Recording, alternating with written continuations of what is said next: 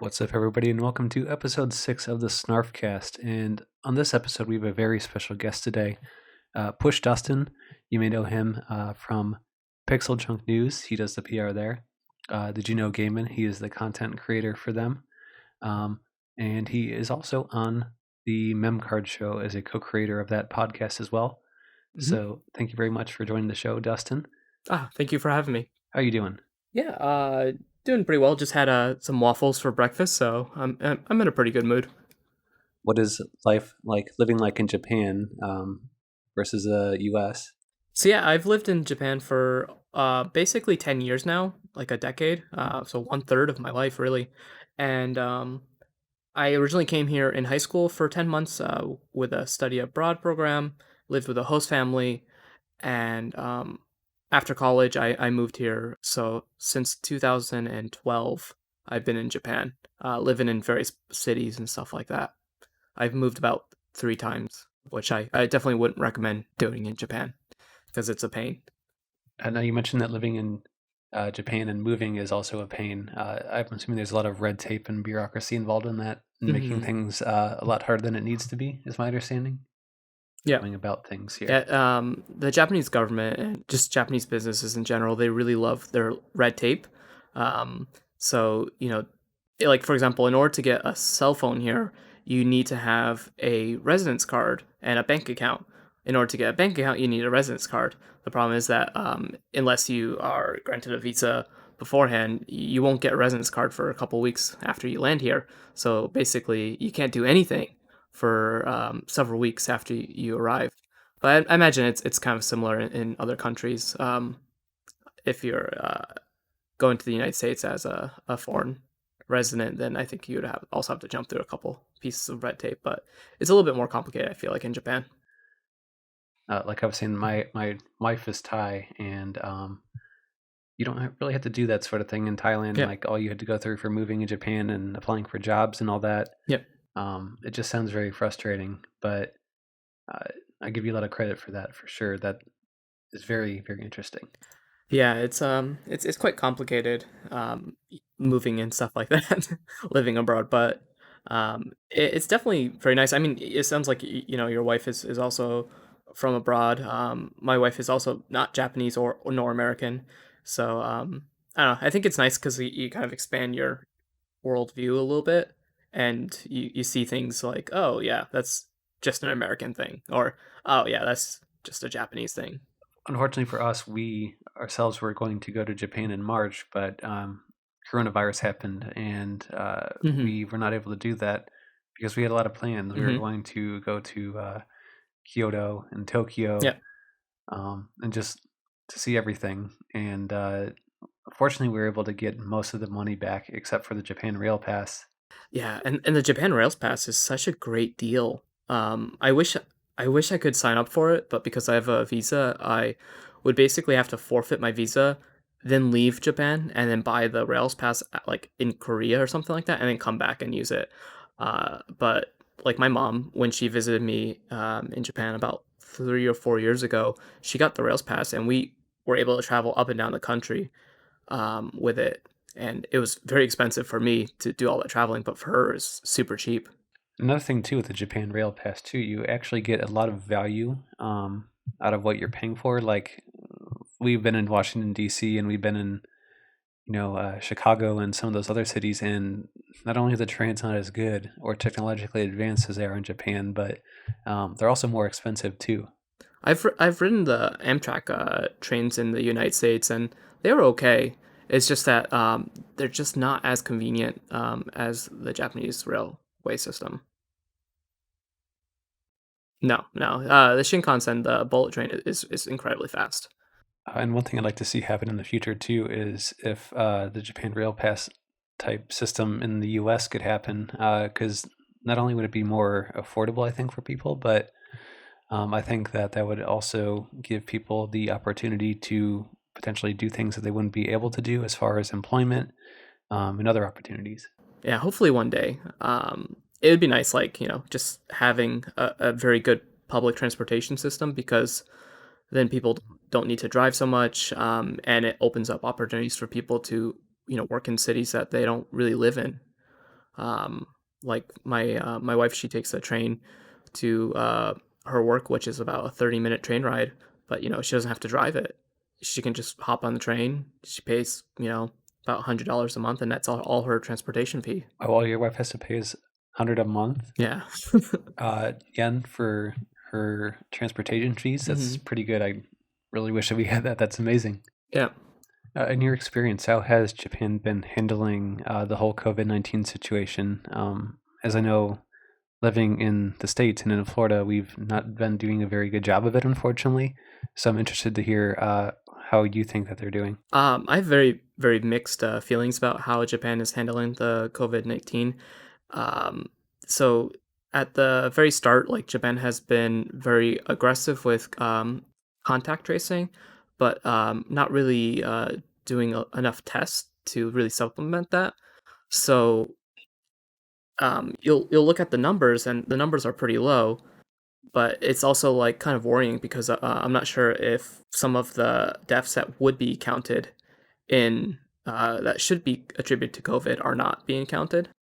So I'm a little bit worried about that. Like, there's a false sense of security, and then in addition to that, just very recently, we're recording this in January 18th, 2021. There was a state of emergency that was declared in, I think, 8 prefectures in Japan, including where I live, which is Kyoto. And but unfortunately, unfortunately or fortunately, it depends on how you look at it. The Japanese constitution doesn't really allow strict enforcement of state of emergency. So like it's pretty much normal. Like like there's just like bars and stuff like that should close at 8 p.m. But it's really hard for the government to actually enforce anything or to like really make people stay home. So it's really just like a strong suggestion. The last time that we had a state of emergency was, I think, back in April, and that did cause the numbers to go down quite a bit because I think Japanese people and the people living in Japan, they took it serious enough that they're like, okay, we just gotta hunker down and stay home. We won't go out for Golden Week, which is typically a huge travel time. So I think that kind of turned things around, and we'll have to see if the same thing happens with this state of emergency. In my experience, like people are still wearing masks and socially distant, being as social distance as possible. I don't see as many problems as there are in the United States. I'm glad that people are taking it more serious in Japan than here because there's just thousands and thousands of cases a day here, and at hmm least in my state, it seems like people don't seem to care, which is unfortunate. But that Yeah, is like that is reassuring that people over there are starting, to take it seriously and understand precautions and everything. I believe the average daily infection number for Japan is around 3,000 cases, compared to like the United States, which is 300,000 right now, unfortunately. So, how are you enjoying Sephiroth and the Smash Fighter Pack DLC so far? So yeah, I really like Sephiroth as like a character. I think he's really cool. I feel like the long sword gimmick is not as impactful as it could have been, just because like it seems with every new character, there's just like we're just increasing the length again and again and again. So like we had Porin, and then we had Byleth and Min Min, who just kept on extending that range. So like having a new character with more range is just kind of like, okay, we get your point now. But I think his moveset is really good. It feels really good, and I really like the representation that he brings. It feels like Final Fantasy's actually in Smash Brothers now, whereas like before, it was just like kind of dipping its toes in. So I'm really happy with Sephiroth's inclusion, especially because like that was a character that no one had seen coming. Like I don't think anyone was is on record in saying that Sephiroth's going to be the next character, because that was so far out of people's mind, because everyone just assumed that Final Fantasy would not see any additional representation, and that Square was very difficult to work with, just because of the limitations that they had on Cloud or Hero. So I'm very happy that it didn't leak, and I'm very happy to see Smash Team still pulling surprises for the fans. Dustin, I'm curious to know who your favorite Yeah. pick for the DLC has been so far. Mine has been Sephiroth or Joker, because I'm really into hmm Persona and Final Fantasy.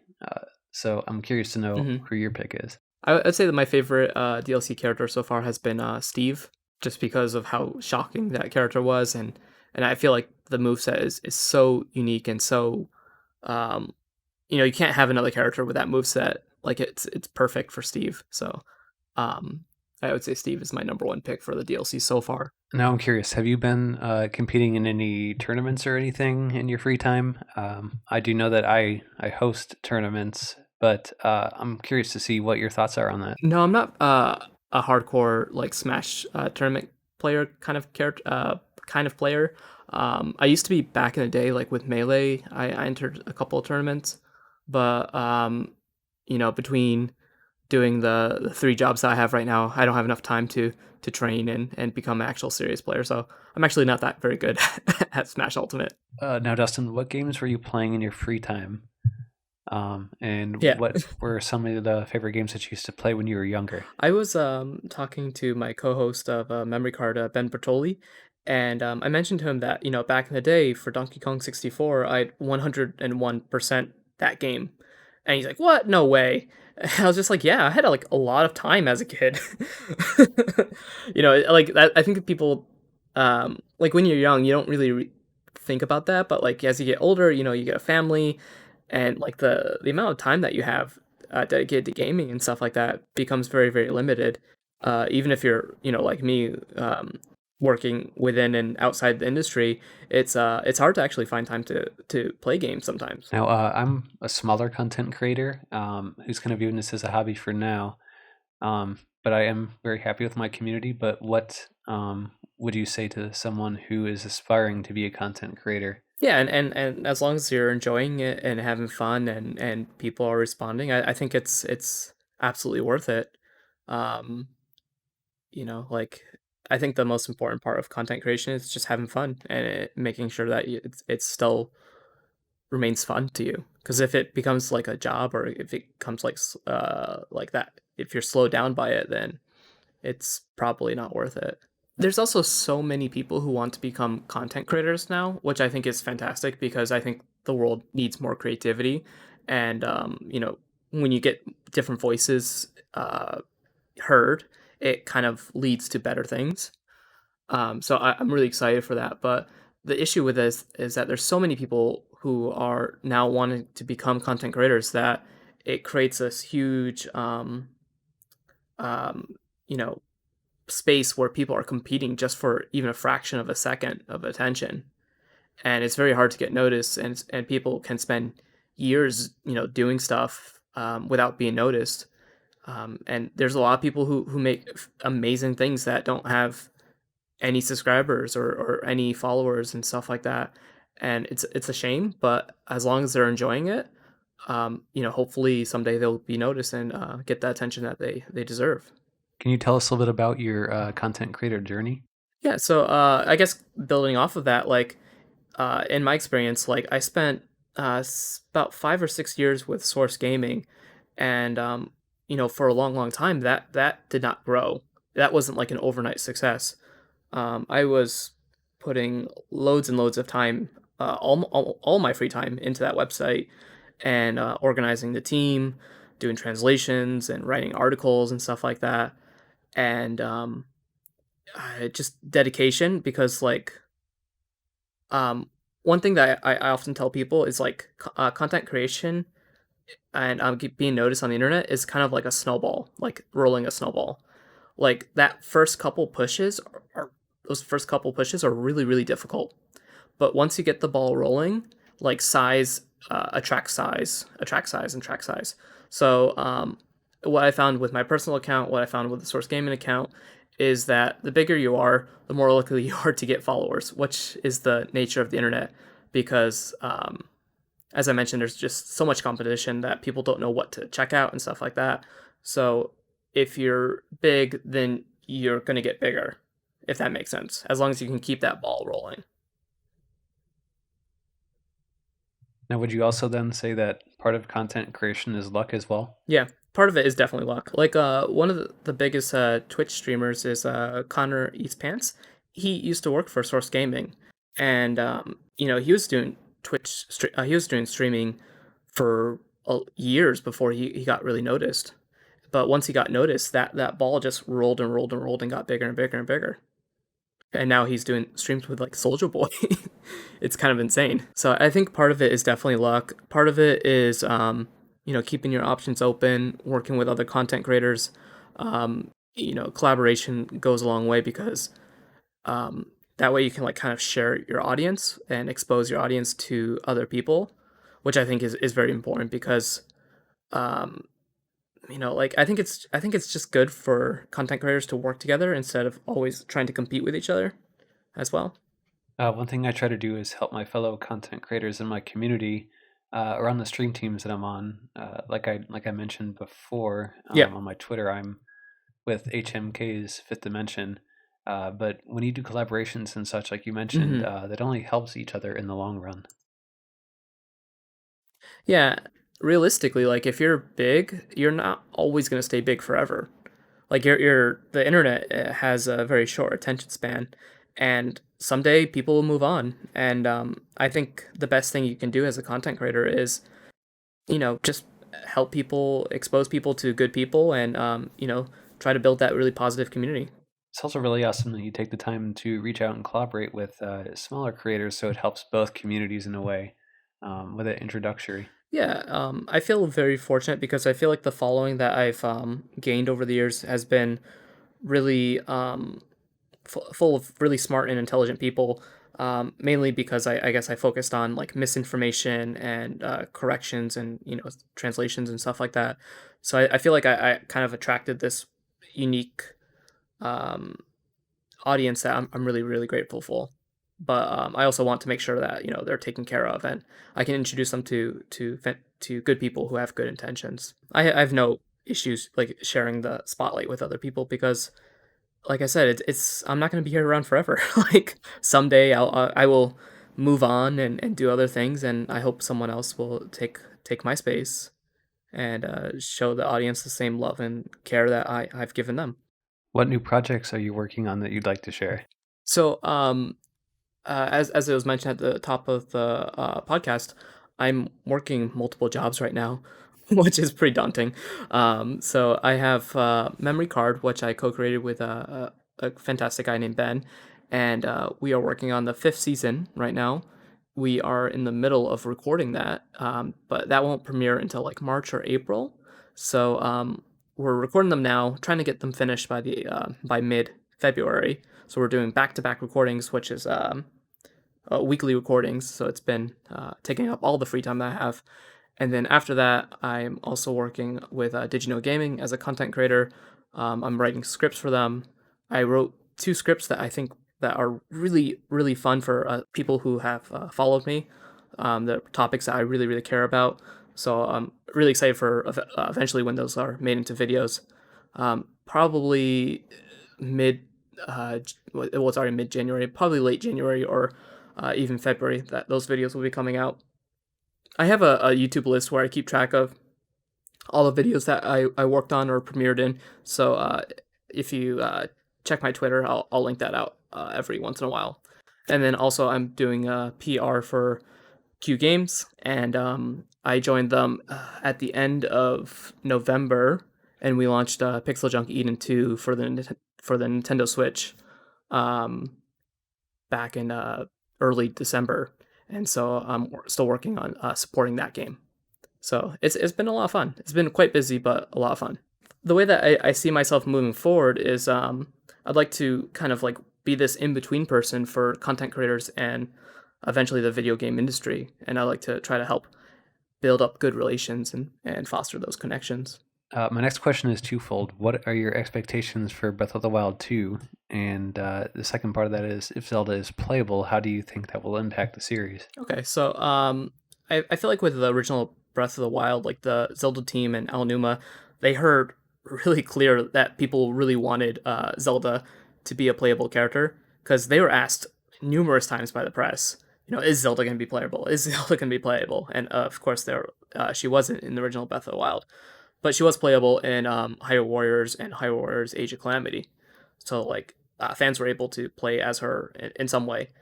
With the way that they've done that reveal trailer, the one with Link and Zelda walking together, I kind of feel like Zelda is going to be playable this time, just because she's not the typical damsel in distress, um, at least from what we can tell. So I think there's a good chance that she will be playable. I'm not sure how it will impact the series that much moving forward. If they will just like have Zelda be playable in this one instance, kind of like Phantom Hourglass, where they had semi-playable Zelda. Um, I think if it like makes sense in the story and the gameplay, then they'll have a playable Zelda. I think there's always the option to go back to just a playable Link, or maybe like an avatar system, eventually down the line. But I think they see Link as a full character, so I'm not sure if they'll actually do an avatar system. Um, but to get to your other point, predictions about Breath of the Wild 2, right? Um, so I think they have to introduce some unique draw for the game, because every Zelda game has like one theme that they really really focus on, right? So like in Majora's Mask they had the time travel. For Wind Waker they had the boat exploration. For Ocarina of Time it was the age progression, right?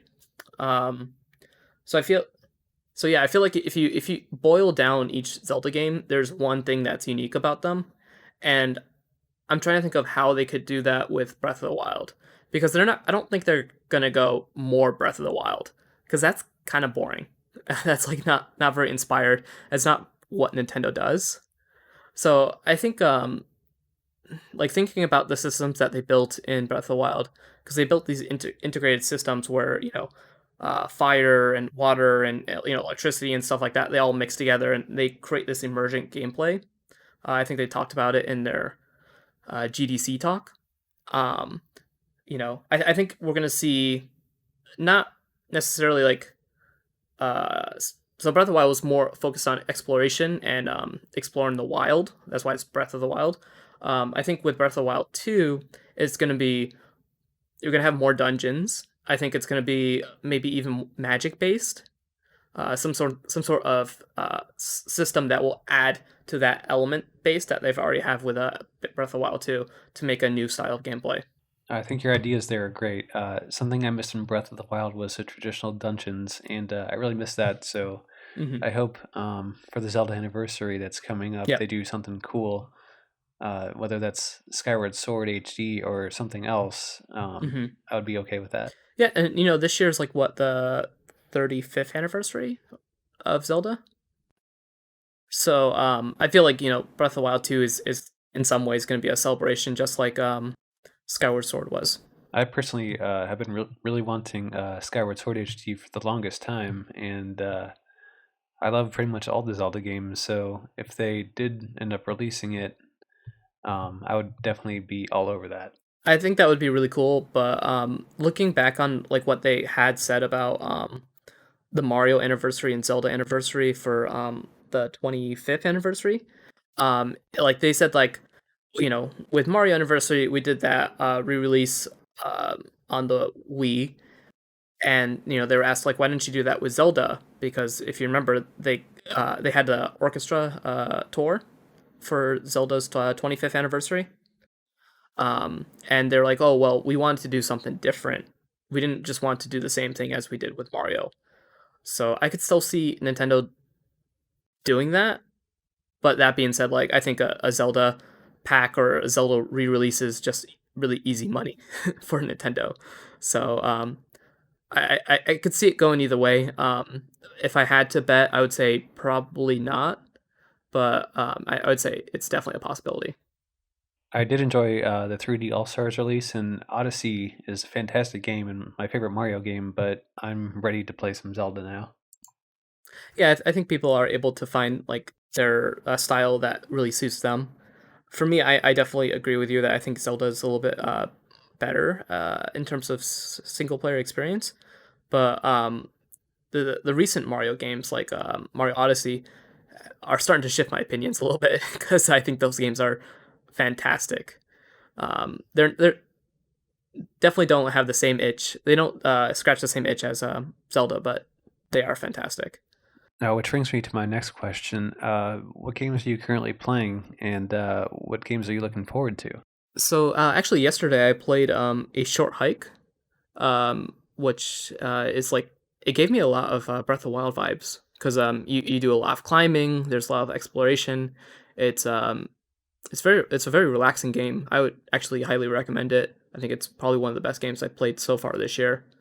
It's only January 18th right now, so I haven't played that many games, but I've played Hollow Knight. Um, I played Gorogoa, and what else have I played? Party Pack, Jackbox, Party Pack 7, and Clubhouse 51. So out of those, I would say so far, Short Hike is probably my number one or number two best game that I've played so far. Um, it's only like $5 or $6 on the eShop as of recording because it's a sale. I only picked it up because my co-host Ben was just like, "You got to play this game. You got to play this game," and it's very unique.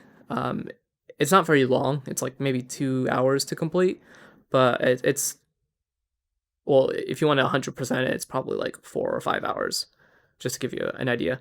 But it has a lot of charm. The music is fantastic, and yeah, it's very cute. I definitely dig it. For games that I'm looking forward to, of course, I'm looking forward to Breath of the Wild 2.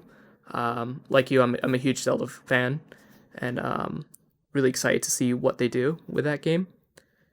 And yeah, I'm also excited for Bowser's Fury because I haven't played 3D World, so exci- yeah, so I'm excited to try that out as well. And it has online multiplayer, so I hope to get a group together and play through it. I've been playing Persona 5 Royal and Final Fantasy 7 Remake, and I have to say that I highly recommend Persona 5 Royal. Mm. That is just one of my favorite games right now. I have not, but that game also looks really cool. I'm not sure which system you're able to secure there, but we were able to get the PlayStation 5. We didn't really try for Series X just because some of the games weren't out yet, but we basically were spamming the buy now button at Walmart Black Friday, and I've been catching up on the PlayStation library to this point. Yeah, I'm hoping to sometime in 2021, when the stock issues get resolved, to pick up a PlayStation 5 or Xbox Series X.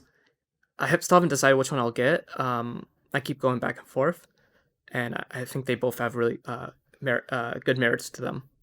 But I'm hoping to pick up one of those and also get like a backlog of games that I missed with PlayStation 4 and Xbox One because I've missed a lot of those games as well, like Persona 5 Royale. Yeah, for me, like Xbox doesn't have like that strong of exclusives, but like with Microsoft picking up so many studios, like they recently acquired Bethesda, I think like their exclusive lineup is going to get stronger and stronger. And I have Xbox Game Pass for the PC because I have Discord Nitro. I got that like a free trial for like 3 months, and that's actually a really amazing service. It's such a good deal. You don't have to buy anything. It's like $10 a month, and you have access to a bunch of games. I tried out this game called Undermine, which is like Binding of Isaac on it, and I've been having a blast with it. So I might. That's the one of the main reasons why I might pick up an Xbox, even though it's probably less popular or has less exclusives, and I think the PlayStation 5 controller is better. Yeah, Game Pass is probably the best value in gaming right now, but what really swayed me to PlayStation partially was the controller and games like Astro's Yeah. Playroom, which really use that controller to its limits. hmm I'm really curious about the triggers on it because what is the adaptive triggers? I think they call it. Yeah, it's like the Wii Sports of PlayStation 5 almost. I would definitely consider Astro's Playroom to be the Wii Sports of the PS5, which really brings back memories of my younger days when I would go to my cousin's house and just play with her Wii. and the Wii Sports and like Wii Bowling and things like that. Just really fun. Oh yeah, like in high school, I only in high school I finished all my credits quite early, and so like senior year I was able to basically clock out of my school after 12 after like lunch. So my friend and I would go home and play Wii Sports or other games on the Wii back then. Instead of sticking around school, we would just go back to my house and play bowling. Dustin, thank you for taking the time to join the podcast. It was a pleasure having you on the show, and you're welcome back whenever you'd like. Is there anything that you'd like to say to our listeners before we go? Yep. So if you just search Push Dustin on Google, you can find me on Twitter or Instagram. And like you said, I also have a podcast, Memory Card Show. So we're recording the 5th season right now, and that will be available very, very soon. So please check all those out. And once again, Dustin, thank you again, and have yourself a great day. Thanks. Thank you. You too.